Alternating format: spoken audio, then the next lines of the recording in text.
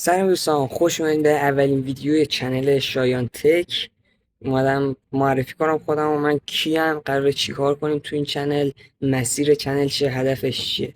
خب بذارین اول به خودم شروع کنم. من شایانم، 17 سالمه، سال 11 رشته مکاترونیکم که خیلی رشته خفنیه، ولی خب ببین درس خوندن مهم نیست توش، اینکه تو باید صدتو بذاری، این مهم که در ادامه توضیح میدم چه رشته. خب دوستان، شایانم، مشهد زندگی میکنم و مسیر این چنل مسیر ثابت و مستقیمی قرار نیست باشه. مستقیم به سمت پیشروی رو به جلو هست، ولی اینکه مثلا آقا تو بگیری مثلا میخوای این کارو بکنی همونو ادامه بدی، نه. کارهای خفن میخوام میکنیم، ولاگ بذاریم، چیزی بسازیم، نه که تو دیسکریپشن رو نوشتم قراره چیزای جدید یاد بگیریم و چیزای جدید بذاریم. خب حالا میخوام براتون راجع به رشته مکاترونیک صحبت کنم و اینکه تو مشهد چه مدارسی خیلی بهترن واسه رشته مکاترونیک. خب تو مشهد بهترین مدرسه برای رشته مکاترونیک که در حال حاضر من حداقل دارم توش درس میخونم، هنرستان نمونه دولتی دارالفنونه، که از نهم که بخوای بیای باید براش آزمون نمونه دولتی توشان بدی، چون هنرستان نمونه دولتیه. و یه چیز دیگه که هست، اگر حالا هواپیما اگه اجازه بده برو دیگه، اگر توی این آزمون شما قبول نشدین نترسین. من خودم صادقانه میگم من قبول نشدم، برای اینکه باید انگار امتیازی که میداشت 41,000 بود، ولی من 40,000، آره 40 یا 41,000، من 38 من 39,000 گرفته بودم، یادمه 2,000 تا اختلاف داشتم. ولی سعی کنین نمراتتون خوب باشه توی کارنامه، چون منم دقیقا بخاطر همین تو لیست ذخیره اگه نمرات خوب باشه، چون بعد 2 هفته که نتایج بیاد لیست ذخیره میاد. لیست ذخیره که بیاد، توی که قبول نشدی مثلا رتبه بالاتری داری نسبت به اون یکی که دیگه که قبول نشده، تو رو قبول میکنن. من اینجوری قبول شدم تو این هنرستان، و اینکه این هنرستان تا اینجایی که من هستم خیلی دبیرای خوبی داشته و مدیریت عالی بود. حالا در ادامه رشته مکاترونیک، واقعا رشته که تو اولش واردش میشی فکر میکنی همه چی رو باید بلد باشی. مثلا تو الکترونیک به تو میگن مقاومت رو چجوری مثلا به دست بیاری که نمیدونم چیکار کنی چیکار نکنی، یا خازن و چه شکلی مسئله شارژ و دشارژ. ولی تو مکاترونیک تو یاد میگیری چجوری استفاده کنی از اینه، چطوری بهترین بهره رو ببری. یا به قول دبیرمون که میگفتش که بقیه رشته ها یه دریای عمیقی هن که خیلی عمق زیادی داره، ولی مکاترونیک یه دریای وسیع و کم عمقه، یعنی تو میبینی فقط اونقدر که لازم داری و میبینی. که تو از این رشته انگار ما میتونیم توی مشهد آزمون ریاضی بدیم و آزمون ریاضی یعنی کنکور ریاضی بدیم، و دانشگاهی مثل دانشگاه فردوسی مشهد مثل این که داره این رشته رو. و اگه نخوای کنکور بدی، دانشگاه منتظری هم تو مشهد شرط معدله که از طریق اون وارد این رشته میتونی بشی برای دانشگاه. که توی این رشته ما کتابای تخصصی کلاس دهم که تا اینجا من خوندم، چون روز وارد 11 نشم، دارم وارد 11 میشم.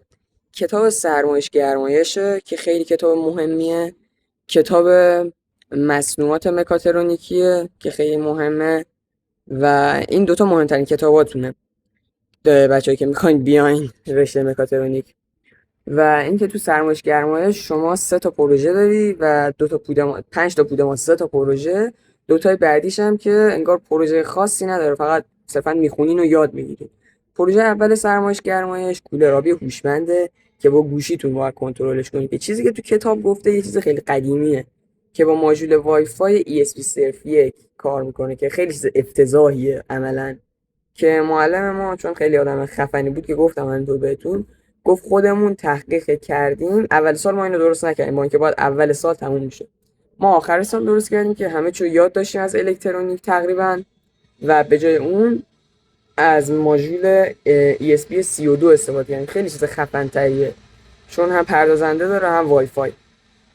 و کلا این پروژه اول بود. پروژه دوم دمنده مکاترونیکیه که بازم میگم چون معلم خیلی خفنی داشتیم، گفت توی چیزایی که چون دمنده مکاترونیکی عملش اینه که مثل سشواره گرم میکنه، یه المنت یه فن با ریموت کار میکنه.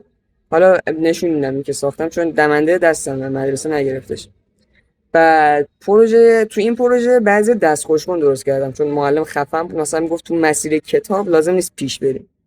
اونا که دستخوش‌کن درست کردن که اصلا بحث اینجا خیلی خفن با ماژول سنسور اولتراسونیک درست کردن. بذارید ساده بگم، فاصله سنج. خیلی چیز خفنی بود. پروژه سوم میشه جوجه کشی، ماشین جوجه کشی، که فکر نکنین ساده است که یه لامپ میذاری با فن. کلی برنامه داره. آقا این دما به این حد رسید، مثلا رطوبت به این حد رسید، کم شد، باید رطوبت بره بالا، دما این حد رسید، دما باید بره بالا بیاد پایین، باید برنامه نوشت واسش.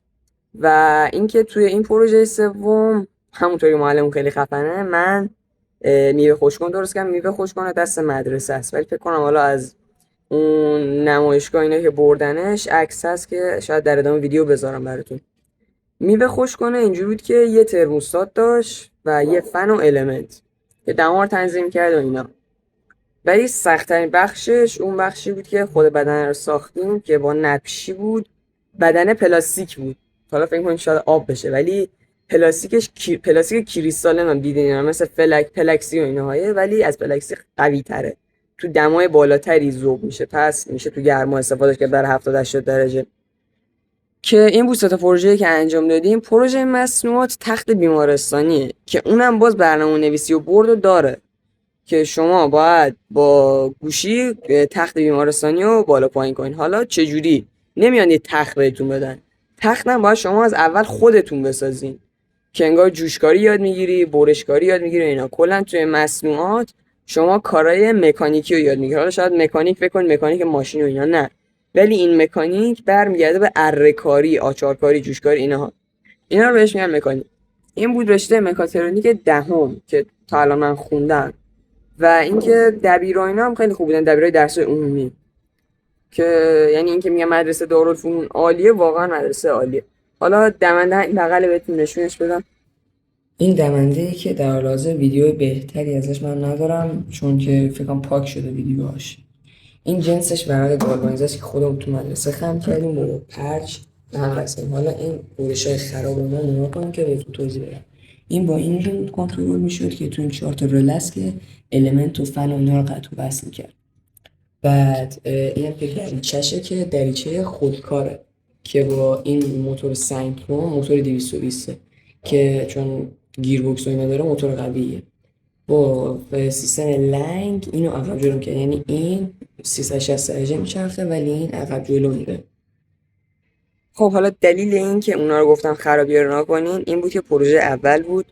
من هیچ ایده ای نداشتم از اینکه مثلا چطوری باید، البته ایده که از رو کانال بنیام بی ای دیده بودم که مثلا ورق خند کنی اینا چجوریه، ولی خب تو موقعیت نبودم، یا قیچی ورق‌بری اصلا تا حالا دستم نگرفته بودم که دیدین که چقدر افتضاح بود. ولی خب توی پروژه بعدیشو اینا خیلی خفن‌تر شد و ورق که دیگه راحت‌تر خم میدادم، یا مثلا میبریدم نقشه رو بهتر میکشیدم روش. راستی یادم رفت تو مکاترونیک نقشه کشی هم باید یاد بگیریم دیگه، یعنی کتاب نقشه کشی داریم که 4 تا پودمانش اگه اشتباه نکنم دستیه و یه پودمان الکترونیک، یعنی با سیستمه که تو نرم افزار اسمشو یادم رفت الان، اتوکد، تو اتوکد کار میکنیم و سال 11 سالید ورکس داریم. خب حالا اینم که دیدین ترکیده بود انقدر به خاطر این بود که من فنشو لازم داشتم، جت فنشو برای یه سری کارهای دیگه، که برای همین باز کردم و ترکیده کلا همه چیش. المنتاش الان تو انباری بود نمیدونم کجا. و دیگه این بودش مکاترونیک. حالا از علایق خودم بخوام بگم براتون اینه که من به فوتبال علاقه دارم و اینکه ورزش میکنم هر روز، یعنی به فوتبال سعی میکنم بیرونم نشده دارم تو خونه یه مقدار شناینا رو برم که انگار داغون نشم، فرتوت نشم.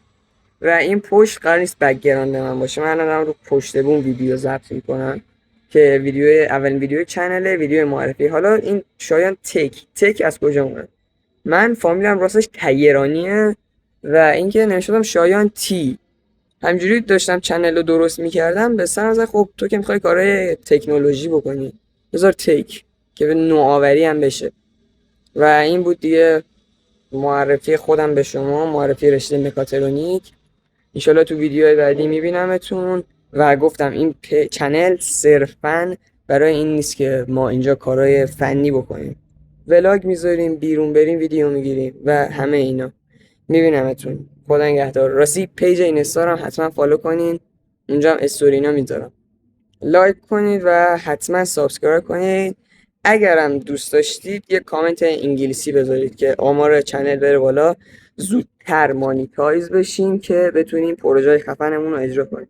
چون من راستش یه سری پروژه اینا خفن برنامه ریختم واسه این چنل که به پول نیاز داره و پولش هم از طریق یوتیوب قرار در بیاد. پس سریعتر اگه چنل مانیتایز بشه خب 100% بهتره. میبینمتون. خدافظ.